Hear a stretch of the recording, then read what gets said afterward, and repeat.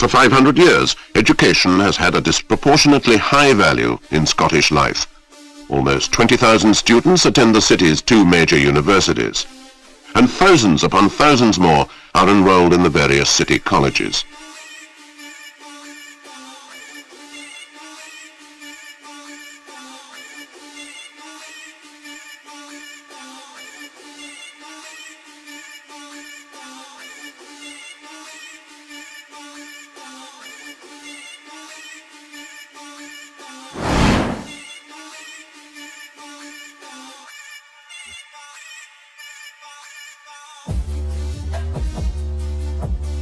The economic miracle happened early for Glasgow.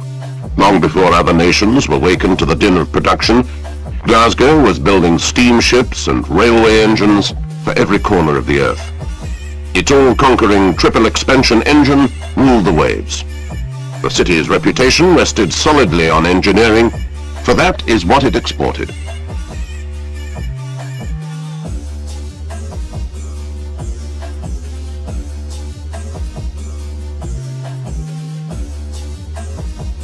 With time, younger and more aggressive economies rose to dispute and finally overcome its global supremacy. Fortunately, heavy engineering was just one aspect of working Glasgow.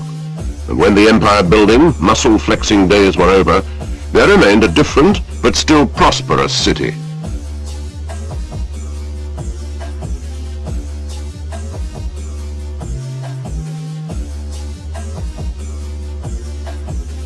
Downtown, the city is laid out American style on a gridiron, a forceful pattern that ignores the hills that shape the inner city. Here is housed one of the greatest legal, banking and insurance centers in the United Kingdom. It's still a city that works, and fortunate to have a healthy mixture of commerce and industry to provide a strong base. And it's learned the important lesson of not looking back at past glories, to open itself up to new opportunities. The city's Lord Provost, Dr. Michael Kelly. The main thing we can say to firms is that all the Council's policies are devoted towards trying to build our economy up again. And that means that they are going to get a welcome from the city and first-class service from all our departments. We've set up our Economic Development Bureau, for example, to coordinate all these activities. And every new policy that comes to the Council is actively considered as to how it's going to affect firms that are already here and firms that we're attempting to attract. So that I and the Council make a particular effort to meet businessmen that are thinking of investing in Glasgow, so that we can make them officially welcome, but also we can introduce them to people in different sections of society so they can judge for themselves that Glasgow is in fact the friendly city. Some of our complex ingredients in our machines, some of the components, we need access to shipping for heavy machines, and we find those in good quantity here. Communication is obviously important. I mean, we've studied this, and I know this is one of the most important things. We've got the chairman of British Caledonian Airways here. How important is it to you that you can have access to other countries? Well, we'd like to feel we were one of his best customers. I've got people flying all over Europe and Africa, the Middle East, constantly. We think the transportation here is excellent. Most of the flights we operate down to London are geared to connect with the long-haul flights over to places like Houston. And we actually have a cargo flight that comes from Houston into Prestwick as well. But most of the flights go through London are geared to the other points that we reckon business wants to go to. No matter how warm the welcome, the attraction for new industry is not the propaganda, but the success of firms already here. Having looked round all of the other manufacturing areas, I was able to convince Keystone that this was probably the best city in the UK from the standpoint of labour availability, grants, and all of the usual infrastructure, which is a total requirement for being successful. Malcolm Clark is a returning Scot, an engineer who brought his American firm back home with him. What have you decided what the problem is? From the standpoint of the availability of skilled labour, obviously with the background that you have in the shipyards and associated manufacturing companies, you have access to foundries, machine shops, plate shops, fabrication, as well as good source for high technology recruitment. Tremendous road infrastructure, good communications generally.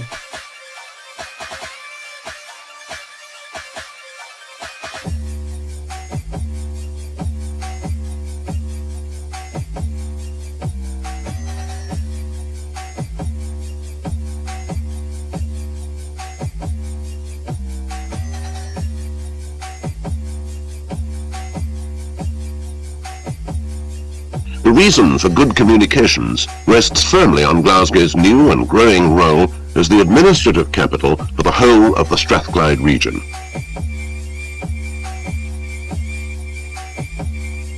For the city exerts a direct pull on the 3 million people who live and work both within it and around it.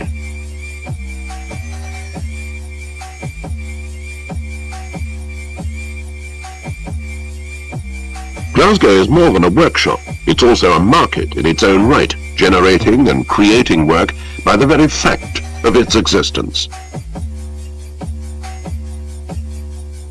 Long before the disc jockeys of Radio Clyde stitched the region together on the airwaves, an integrated pattern of motorways and subways, roadways and blue trains and buses was well underway. Strathclyde, like Radio Clyde, was on the move.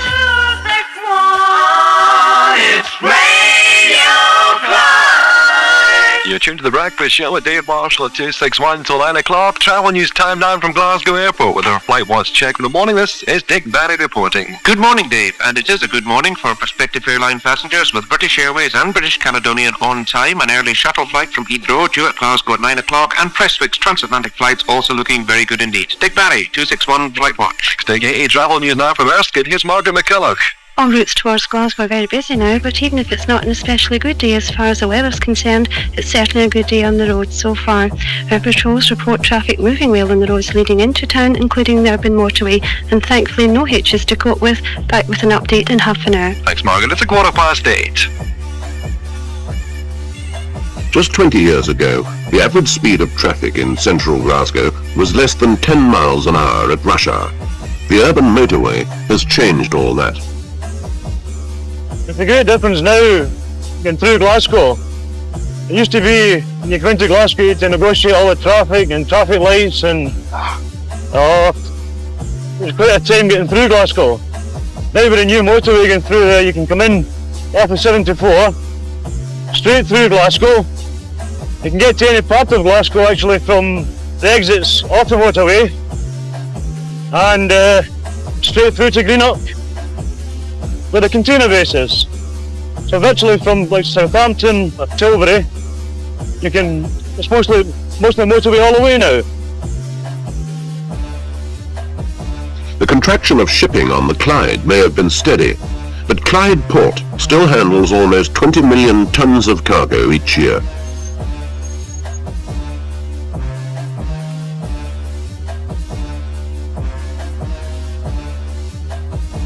It does so with far fewer men and a great deal more efficiency. Since the shift to containerization and the linked efficient motorway system, the movement of goods to and from the Americas has been revolutionized.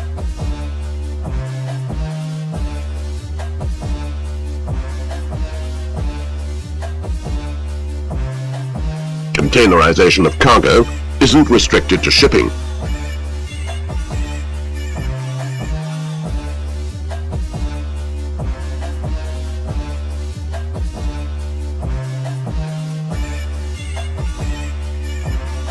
"20 miles south of Glasgow, the major international airport at Prestwick is the centre for all long-haul cargo and passenger movements.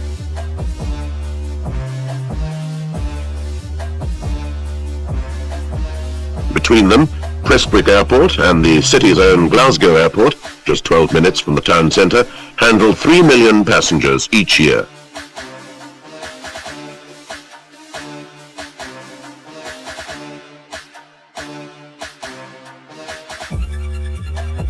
In the last 20 years, the heavy engineering base has continued to yield to the expansion of electronic and allied industries. Outside of California, Scotland's Central Belt has the world's greatest concentration of such firms. In the north of Glasgow, the no-fuse circuit breaker company has expanded into a new factory. This company was formed as a joint venture with the Terasaki Electric Company of Japan to produce in the United Kingdom the very high quality range of circuit breakers which Terasaki manufacture in Japan. This is our third factory in the Glasgow area, and this one we have 2 acres of ground for expansion, so we expect that this would be our final factory.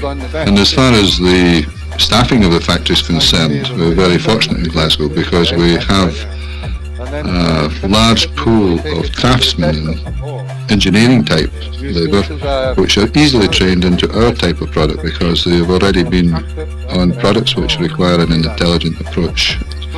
And the reason we've stayed in Glasgow is that the facilities for business in Glasgow are very good. There's very good overseas connections on the commercial side and the banking side. There's very high standard of exporting and importing companies to handle anywhere in the world as far as we're concerned. Assemble? Assemble here, yes. We assemble and we make into automatic changeover units sometimes. The first business of Glasgow is still business, and to cover the risks involved and to deploy the necessary resources, the banks, insurance companies, pension funds and lawyers have created a massive financial empire. Just back from Japan is the Clydesdale Bank General Manager, William Beaton. What I have been particularly concerned to project overseas is that we have here in Glasgow a financial community which is human, sympathetic, understanding and helpful in its attitude. And this includes not only the joint stock banks but the merchant banks and other related financial institutions here in the west of Scotland who offer not only a wide range of financial services but also a number of additional services in assisting them to set up.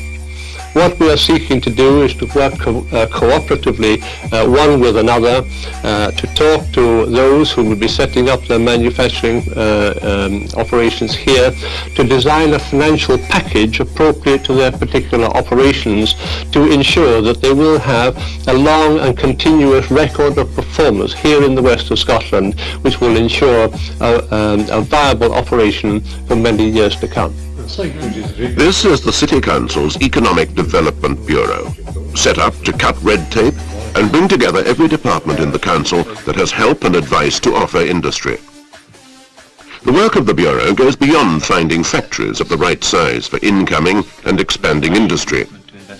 All the administrative skills the city has to offer are on hand to help develop the industrial base, direct industrialists towards finance, ensure that specialist factory needs are met, and coordinate the grants and help to industry that Glasgow has to offer.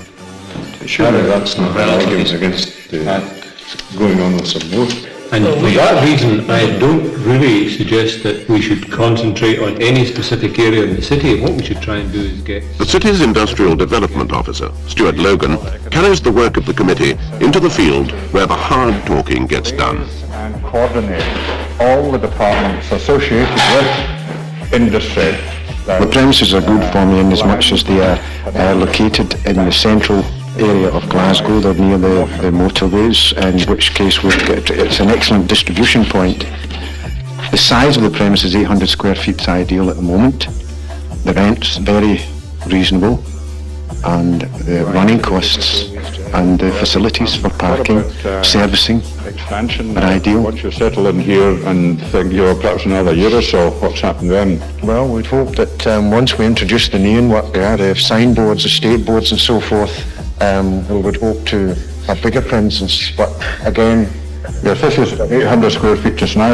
Yes. In another year or 2 years, what happens? Will you be doubling that size? We would hope to have it doubled in that. If things progress the way they have done in the past 4 years, despite the recession, we feel that we'll go from strength to strength, and we hope that when the time comes, the premises will be available for us. For the smaller companies, Glasgow District provides new nest factories and identifies sites for potential development, building factories itself and in conjunction with private enterprise. The applause is not exclusively for the good works. It takes a brighter, more successful aura to pull the cheers. But in a city that once reserved its warmest praise and approval for boxers and football players, it's good to see that enterprise can also be a star and get star treatment. Oh my God. A retreat full of people. Not many are. What's the big one for the walls?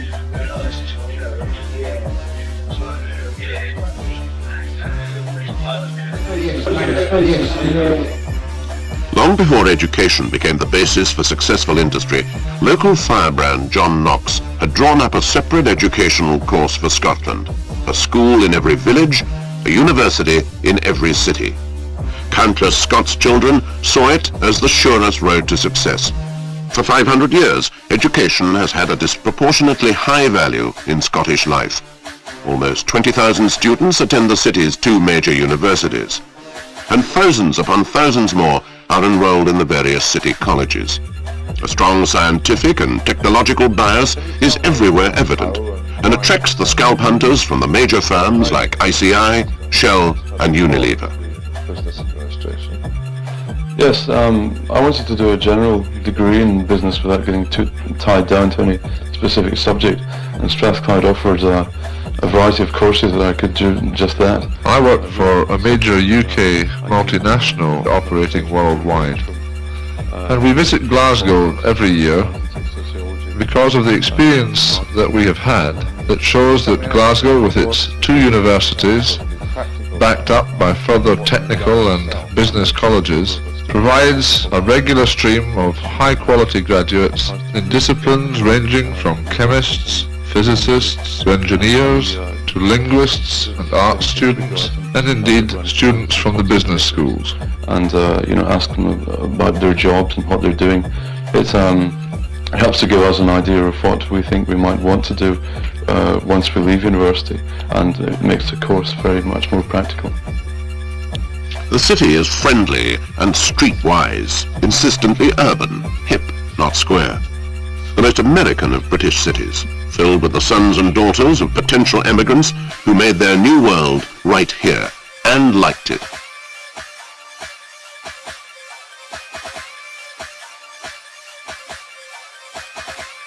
When 500 years ago Pope Gregory decided to endow a university in the Clyde Valley, he chose Glasgow because it was a place of sweet vapours and orchards, somnolent, lost in Celtic myths and mists. The dreaming was here before the spires. Amazingly, all that befell this broad strath of the Clyde barely made its mark on the beauty of the place. The Industrial Revolution with its grime and din was not the future, just a step on the way to it.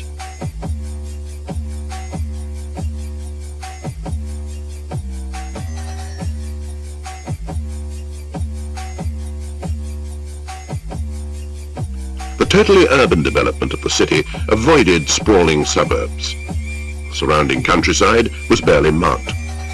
This is the water that Glasgow drinks, up in Loch Katrine, a natural resource to feed the city like all the other wonderful natural resources that have nurtured it since ever people came to this most northerly of great cities.